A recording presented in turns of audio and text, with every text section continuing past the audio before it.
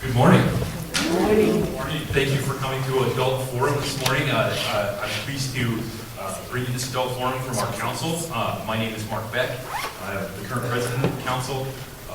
And thank you for all the other council members for being here. I appreciate your support.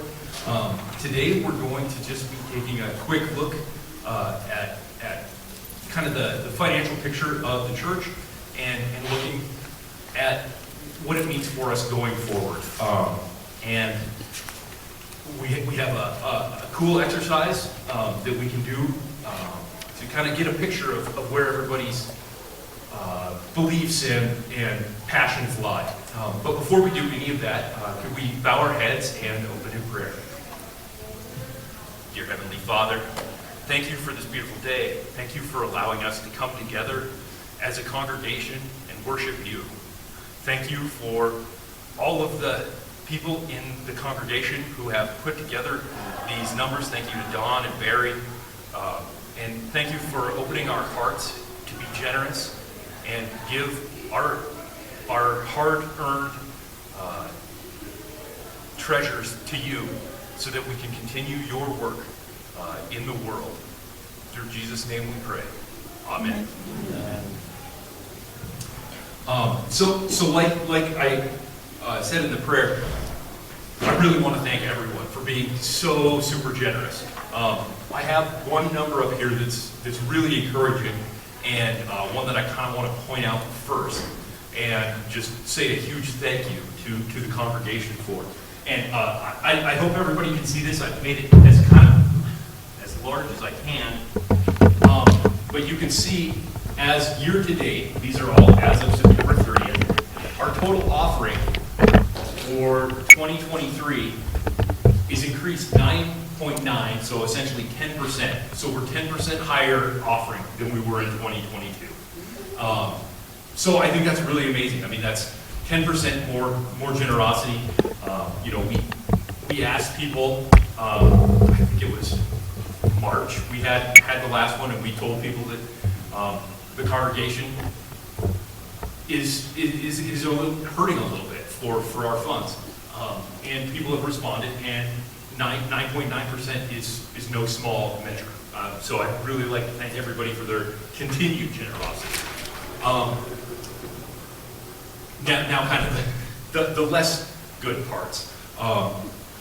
You can see that our actual spending to date is considerably higher, and that's than it was last year, 19%. So we're 20% more spending this year than we were last year, and our offering has increased by 10%. And I'm sure that kind of everybody can put that together, that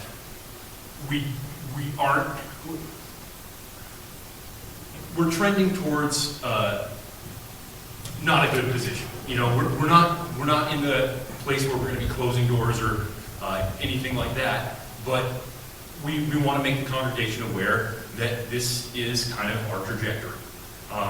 And there's some ways that, there's only a few ways that we can fix that. We either need to curtail spending or increase giving. So that's what I'm here to present. This next slide, make that. These are, and I'm sorry, I'm not good at formatting. I'm just a kind of computer nerd. I don't present things well, and I made this as big as I could so everybody could see it. But I'll kind of go through this and talk about what I'm showing and what I'm trying to get across.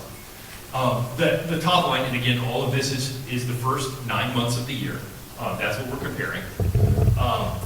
The total spending is $323,780, and compared to the first 9 months of last year, which was $271,000. That's a difference of $52,000, or an increase of 19.21%, which we saw in the previous slide. I wanted to show that in terms of why we're spending that much more money. And to do that, I took the two biggest expenses that we have as a church and put them up here and did the comparison. So in 2022, our compensation, so all of our pay to the staff, our pay to custodian, pastors, Dawn, everyone on the payroll was $188,146. And that was 69.27% of our total budget.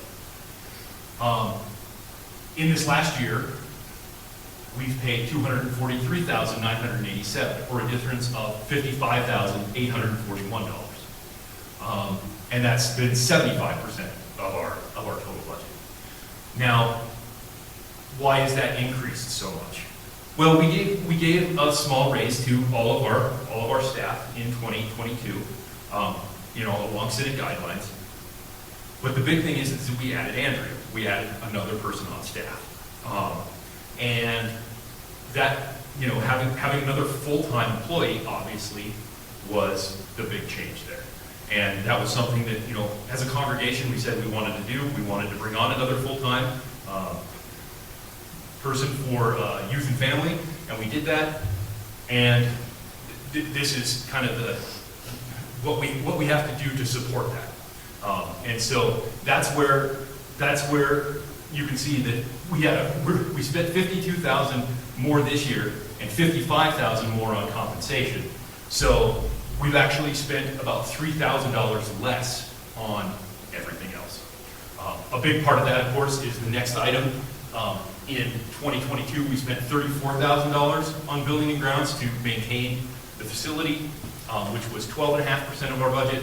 And this year we spent $28,000, which is about 8.7% of our budget. So we spent just on building and grounds alone about $6,000 less this year than we have in the past. And looking at income, you can see that that's the 10% that we increased. We increased $25,000, but that's still $30,000 short of what our increases are. Well, $28,000 short. So we've been spending out of our savings essentially for operating costs.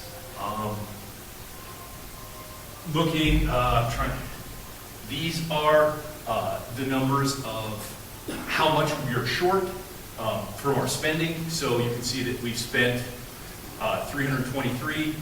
We've had income of 282, and that's $41,700 short, which is roughly 15%. And then in 2022, you can see we were also short, and we made it that. I mean, we continued that year. So this isn't terribly uncommon, but you can see we were only $15,000 short, which was about 5% of the budget.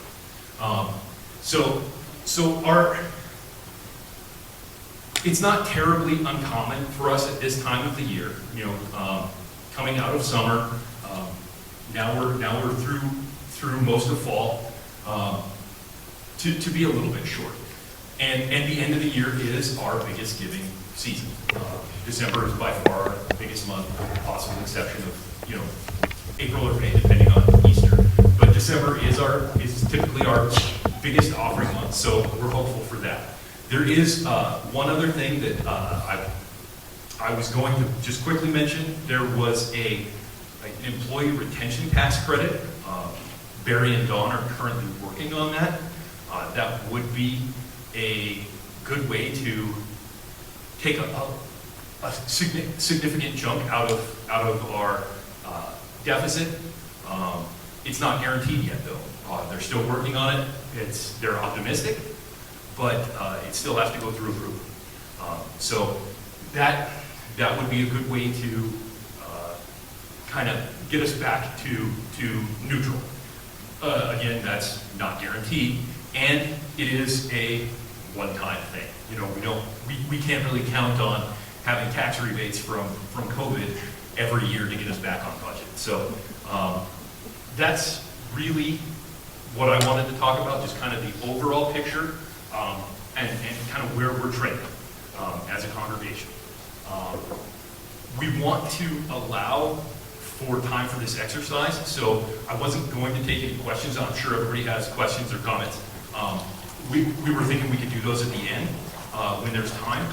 But I wanted to make sure that Pat got ample time for his exercise and that can explain, what we're doing and why, and let everybody engage. So if there's nothing immediate, then I will pass the mic over to Pat and let him lead you through this exercise.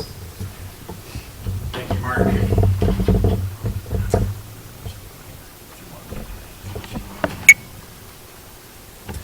Bear with me for just a moment while I hook up my system.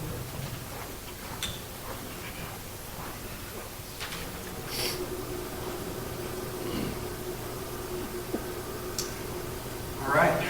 Well, thank you all for being here. As Mark said, we are trying to understand as a community what the way forward financially looks like, etc. And we landed on an approach using human-centered design to understand how to align our values, our core values as the CtK community with the resources that we have as a community. I'm calling this constrained optimization. There are constraints with any budget.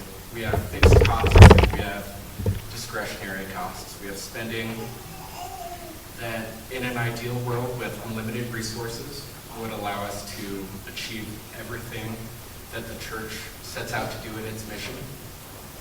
And then we have realities around what we can do with our resources. So we're going to, as a group, do a brainstorming session. We call this, in human-centered design, collaborative research or contextual inquiry. And what this is a collaborative problem-solving approach to gathering input from the community. We're going to be looking at the spending categories that are generally considered to be discretionary in terms of the amounts of funds that go to each of those categories each year in our annual spending plan. And we're going to elicit folks' preferences as individuals. So the way that we're going to do that, to get a sense of what everybody's ideal spending amounts in the annual spending plan would look like, is we're going to distribute this stack of fake bills around to everybody.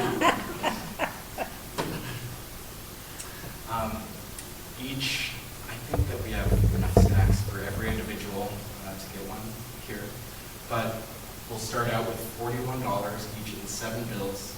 We have 9 spending categories, and what that is going to do is force us, each as individuals, to make choices about what we would kind of not exclude, but what we would prioritize. So this is looking at bright spots. What are your priorities as individuals? As a group, we're going to have these averages, and we can normalize those averages across the spending plan and use it to infer the folks who attended today, the preferences of everybody who's attending. Of course, this group isn't representative necessarily of the entire church. People who are here may be motivated to participate in this conversation. On average, a little bit more than maybe some folks who aren't here, or folks who aren't here just couldn't be here for whatever reason. So obviously this isn't a census, this isn't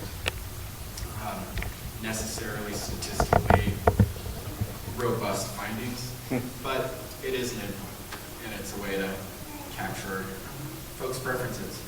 So what we're going to do is I'll pass these around to tables. Everybody take a stack, flip through them, and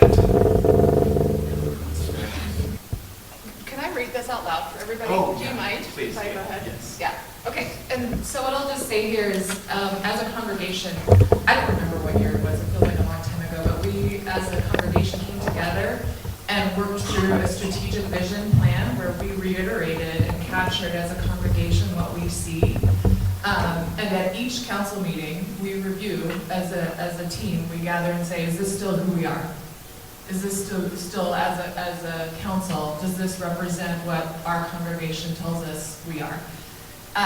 And all this to say, strategic visions can change over time, and we look at this and as a group, I'm sure we'll determine at some point in time if this is not accurate and it's not reflective of who we are as a congregation. But I think we as a team do want this here to guide this conversation that we have as tables and then as individuals where you're deciding where you put your treasures. So I'm gonna read them out loud, and so that way hopefully can seed some of your conversation. I know this will take some time, but I think it's valuable. And I also want you to be thinking about if within your individual thought process or as a table, is this still true? And if it's not, then that's something you need to bring to council as we represent all of you. So, and if in the future it needs to change, we'll talk about the process by which we would make the changes, but I want you to think about it. Is this still true, and is this guiding my process of stewarding God's gifts? So, core values. As a community of Christian faith, we are defined by diversity, accepting social, economic, demographic, and ethnic diversity both expressly and by conduct. Generosity, being kind, understanding, unselfish, and generous, especially being willing to give money, time, and other valuable things to others. Grace, practicing unconditional love, mirroring the unmerited love, mercy, and favor of God, leading to a disposition toward kindness, courtesy, thoughtfulness, and consideration. Invitation, request, welcome, and value people's engagement and fellowship in worship, learning, and service. Relationship, building personal connections that reflect the love and care of Christ within this congregation and the greater community. Respect, a feeling or understanding that all people in the natural world are notable and consequential and should be treated accordingly. Transformation, committed to and engaged in growing our understanding of and living out God's word in today's world. Other words are wisdom, creativity, evolution, learning, seeking, searching, exploring, dynamic, growth, creativity, aspiring. Creation care, profound reverence and awe for all God's creation, as demonstrated by our commitment to protecting and preserving the natural world in all its beauty and abundance. So those are our core values. Mission, we are a Christian community practicing discipleship as we worship, learn, and serve. Vision, every member of CtK joyfully learning and living the way of Jesus, being transformed by and impacting the world through life-changing relationships with God, one another, and all creation. And then lastly, we have critical targets. So this is where obviously we're trying to focus attention and growth. Engagement through service and outreach. Our corporate goal or indicator of success is a growing number of congregation members report they are providing care, compassion, and mentorship within the congregation, neighborhood, and community, meeting people where they are and caring for creation. Train and empowering leaders. The corporate goal or indicator of success is Christ the King Lutheran Church will implement a methodical, consistent, and active lay leader recruitment, training, and mentoring program to engage the congregants of various ages and interests. And then our last critical target we have is build balanced, multi-generational relationships. The corporate goal or indicator of success for that critical target is members of all ages report being supported, challenged, and mentored in their faith, personal, and professional lives. Thank you for letting me do that. Guys forward. All right. So with those values, the mission, vision, and critical targets in mind, I'll invite everybody to we'll take 5 minutes to, as a table, just have a conversation about what these mean to you and how we can reflect those values in our spending as a church. And then we'll go through the process of beginning to, in a play manner, distribute funds. So what I'm going to do is I'm going to invite folks to come up. If anyone has dollars that they want to put in the mission support plate. This is the time we're going to do it plate by plate. So for a definition of mission support, Pastor Grant, could you give just like a 45-second? I should have done that from the start. Okay, mission support, thanks for asking. would be both domestic and international supported ministries, like our LPAs, lay pastoral associates, would be domestic, specifically within the Montana Synod. Young adults in global mission, international. Our companion synods in Bolivia and South Africa. Now, support for those organizations happens under benevolence when we give 7% to the Montana Synod. But mission support can be above and beyond what goes to the Synod. Those organizations always appreciate a helping hand. So, any questions about mission support? No. So, thank you, Pastor Grant. Yep. So that was, we took 2 minutes to kind of consider mission support. And so now I'll invite folks with any funds that they want to throw in the mission support plate to go ahead and do so. We're doing mission support first. Yep. Mission support first.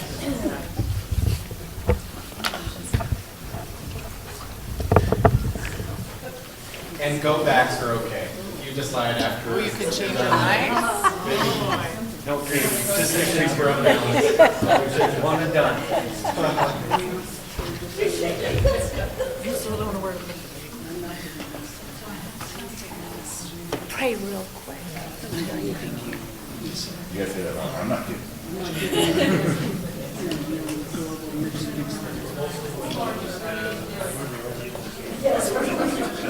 I didn't go ahead. So next up is benevolence. I'll invite folks to come up and drop some bills in benevolence. And if anyone has any questions about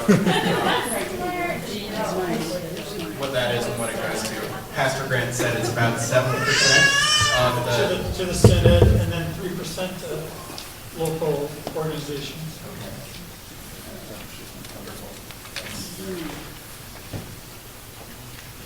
Right. Benevolence is slowing down. Let's move on to fellowship. I'll invite folks to distribute your preferences, your voting with your feet, your dollars into fellowship. Hey Pat, do we kind of talk about what is fellowship?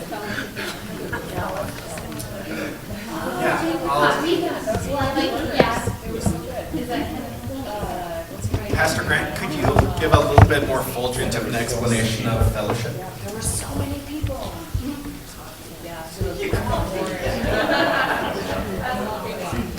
Fellowship, getting together. So whether it be Sunday mornings, whether it be other opportunities to gather throughout the year. A lot of that is by donation. And that's my understanding of fellowship. So we can get together. All right. Going once, going twice, fellowship.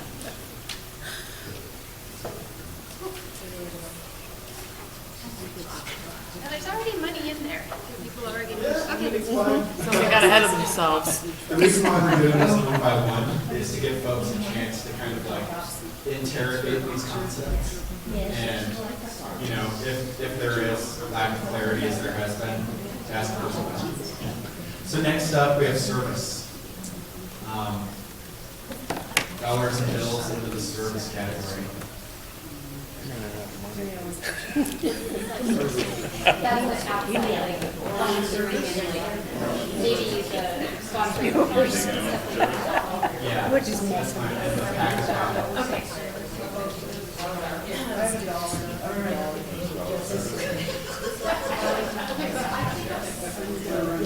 $20 is so big. Yeah, I just see that. It's service, it's money, it has to go to service. Okay. Trickiness. Yes. Because I don't think of like the hackathon, like giving $10,000 is service. That would be giving for right? I mean, service to me is like doing like money for the congregation to do things together, that's service, not giving money to something. Is that not right? This highlights to me that I should have pulled the written definitions of these categories. Too late. And so with that, we've distributed our notional funds. The church council is going to add these all up and identify the percentages, the relative percentages for each category, and we'll report back. And you know, this is going to be an input in our, as a community, in our decision making about the annual spending plan. It's blue sky thinking. You know, we're not comparing, we're not anchoring on the current spending plan. This is giving folks a chance to kind of explore, as individuals and as a group, where your preferences lie, where they lie as a community. Our time's about up. Yeah. Like a talent audit? Yeah, right? I mean, we've done that in the past where we did end of the year giving plan, and as part of that, we said, and also, where will you specifically be giving your time this year as a talent audit, right? And then can we pull from you? Is that sort of what you're saying?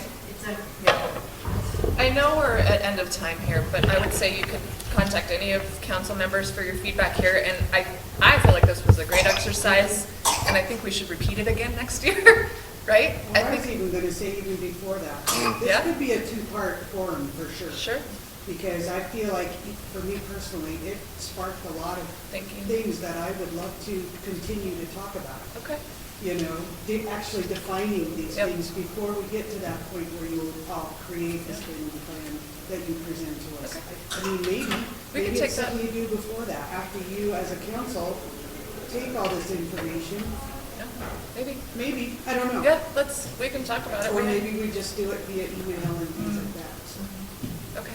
For budget shortfalls paid with a loan, you take a loan out to make up the difference. I think currently we have savings. Yep. Currently we have none, but we're spending against it. Yeah. And as we'll get into budget discussions coming up here and end of the year, you're planning, all of us. Now I lost my thought because I was going to have to say about it. It's gone now.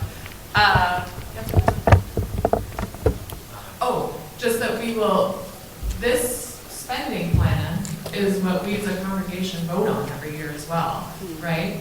And so council gets together, obviously, and we look at the previous year and the previous year and the previous year, and we present this ahead of time to the congregation before the annual meeting. So I would also urge us, if this is sparking thinking for you, and you have comments and feedback, let's get it rolling sooner rather than later, and in a format that's consumable by council, I would say as well. I mean, definitely talk to us, but because we're working on that now. So.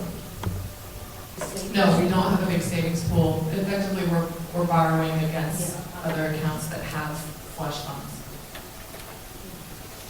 Thank you for clarifying that, because my question was, are we replacing the savings account as we're pulling? Not yet. On that chipper note, thank you for your giving as always. I know as a congregation we share internally, externally, locally, globally. As always, I know that we're a generous congregation, and this will help us think about how we spend. Thank you. Thanks. Thank you.